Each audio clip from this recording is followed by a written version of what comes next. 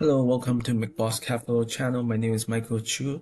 This is US stock market video recap for the week ending December 5th, 2025.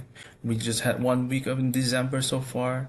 We're coming off 3 weeks kind of pullback here, which is down 8%. And then now we are on the second week of bounce since that. So far, looks good. We are back above the red line, which is the 10-week moving average, and we are getting closer and closer to new high again. So if we have this Santa rally in December, we could close the year with new highs here. So we'll see if that will happen. On the daily chart, you can see we bottomed here recently and we climbed back above the 10-day, the red line, the 21-day pink line, and 50-day moving average. Since then, we're able to hold those above that line, and we have a little minor pullback here, but never even touched the 10-day.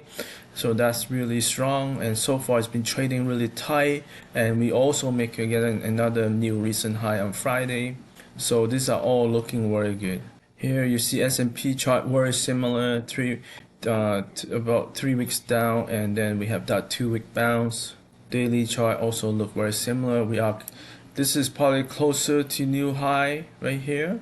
So we are at 68.70 and the high is at 69.20. So that will be about 50 points away, which is less than 1%. So that is quite impressive. Dow Jones here, we same thing. We had that 3-week downward there, and then now we're bouncing back. You can see on the weekly chart, it's very close to making new high. Very similar chart again. Hasn't touched the 10-day. Looks really good. Momentum is definitely strong. Here's Russell. Suffer a pretty bigger pullback here. Pretty much correct over, I think, close to 10%. And now it's bouncing back really strong. I mean, in 2 weeks, it gained back that. And if we go to daily chart, we actually had a new closing high on Thursday. Now Friday it did give back some, but the 10-day moving average is really sharp. Look at that slope there. So this momentum is definitely strong. Looks really good as well. Looking at RSP, the equal weight S&P, we are also just inch away from new high. So that also means that there is broad market strength in many stocks. So that's really good. And then equal weight Nasdaq 100 also not that far from new high. So this one also looking really sharp. Again, we're seeing bigger and broader participation from many stocks in this recent rally here. So now we're looking at the New York Stock Exchange advanced decline line here, and this is based on number of stocks up versus stocks down. And this is against S&P, and S&P is up here, and the New York Stock Exchange advanced decline line is right here. It's very similar, right? So we're just about to make new high here, just like the index is. So that looks good. At least it's matching that. And same thing, let's look at the Nasdaq advanced decline line down here. So this one, again, not quite near the highs yet. It's still a little bit further away than S&P. And then you can see the advanced decline line. This one suffered a big drop here, and it is coming back though. So it is coming back. So again, not too bad. Looks okay.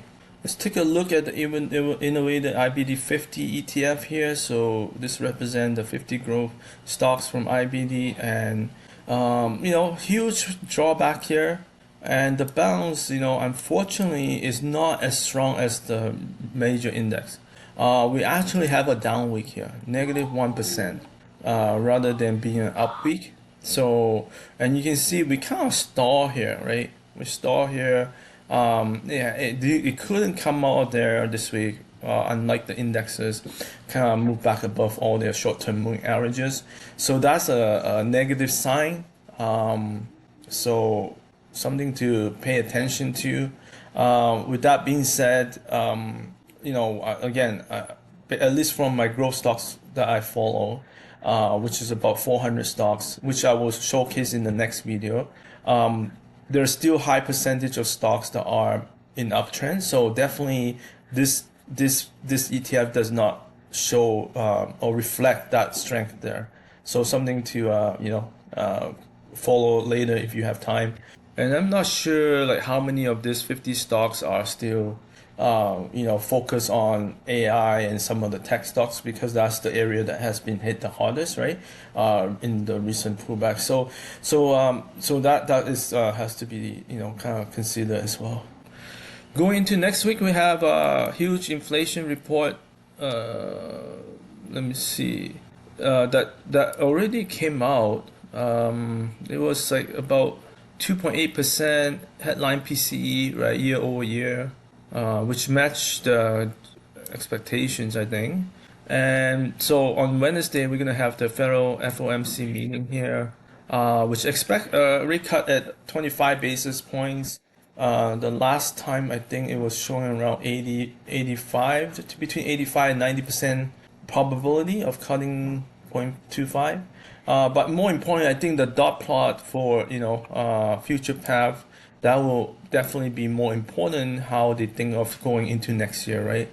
So we might see some jittery reaction, but so we'll see if how market does after that announcement. And then we have more job openings data on Tuesday and also jobless claims again on Thursday. So that is the news for this coming week. So the 10-year yield here, it is jumping up, pretty strong here. So that's something to watch out for if we do come back about, right now it's 4.13% or so. So something to watch for if we do come back above the 4.2 level or not. The US dollar has been weakening as the market has been rallying.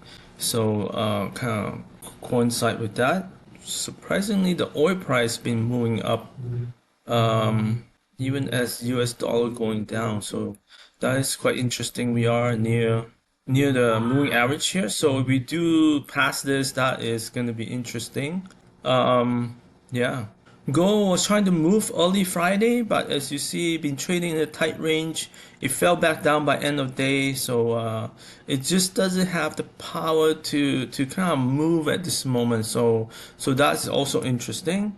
Silver, on the other hand, make new intraday high on Friday. They did pull back, but it's still showing lots of strength recently. Copper continues to recover, so that looks really good. Uranium nuclear is still trying to bounce back but found resistance here, so that's not a good sign. And Bitcoin also found resistance here after trying to bounce but fell.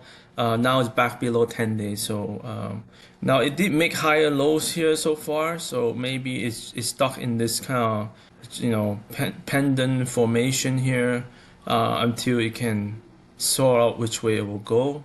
Let's start to look at some of the big cap area. So we'll look at semiconductors first. Looks like it is able to bounce following the index, so chips are looking better. Now, however, Nvidia is having lots of problems. It is definitely underperforming, as you see on the RS rating here, and it just can't move. Even in the last few sessions when market is moving up, it just doesn't move much. So that's not a good sign for Nvidia at this moment. Here's Broadcom.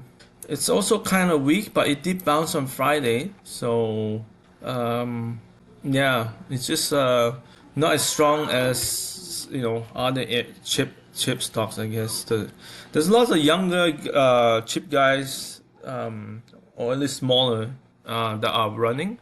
We'll talk more about that in the next video. Yeah, in this video, we only focus on the big caps here. AMD also got rejected here on Friday at the red line, 50-day moving average. And TSM trying to break the recent trend line here, but again, it pulled back. Looking at IGV, it has bounced back very strong lately, so that's a good sign. Now we have this resistance line, the 50-day moving average coming down, so that'll be a challenge there. Let's see what happens. But the last few sessions has been really strong. You can see that move right there. Now looking at Microsoft, it did not follow the software group. The sector wise, it's just been very weak. There's some rumor that they're revising their sales down for AI related stuff, and that hurt them. I believe that was Wednesday here that news came out, that rumor anyhow. Google been consolidating here, very nice, still above the green line, which is the 10-day moving average, trading really tight. It looks really good. It's not moving much right now, but it is, like I said, consolidating, so can be a good thing. Like right here, we consolidate quite a while here, and then we move up, right? So it could be doing that again. For Amazon, we had the Boxing Week and Cyber Week, right? And it kind of came back above the short-term moving average, but then by Wednesday it kind of started to dwindle, and Thursday it fell back down again. So it's just stuck at this short-term moving average, which is not a good sign considering the market has been moving higher. So again, you can see the relative strength line starting to drop again because it's not performing as well as the index are. As for Meta, we are bouncing back. We are testing this downtrend line on the 50-day moving average, but so far it looks pretty good. Again, we move up here, trade really tightly, then we bounce, and right now looks like it's trading tightly and wants to go above this. So Meta could have a chance of coming back up. Forgot to mention Palantir. So Palantir looks slightly better. It is coming back above the red line here. So that is good sign right there. So this looks better than Nvidia. Again, the software group has been acting well, and so it's good that Palantir is following that trend at least. And relative strength has been rising as well. So that is good sign. Let's jump to Apple. Apple pulled back this week after hitting a new high here on Tuesday. Now we're back at below the 10-day slightly. So we'll see if we find support like last time around here near this zone. And here's Tesla making a move on Wednesday here, breaking above the red line 10-day 50-day moving average. And so far it's been falling through and trading tight on Friday. So very healthy move so far, very good. And Netflix continue to suffer as it announced to try to buy, or at least it has a bid for successful bid for Warner Brothers Discovery, and however the market did not like that news, and I think they're paying a lot of money for it too, like 82 billion, something like that.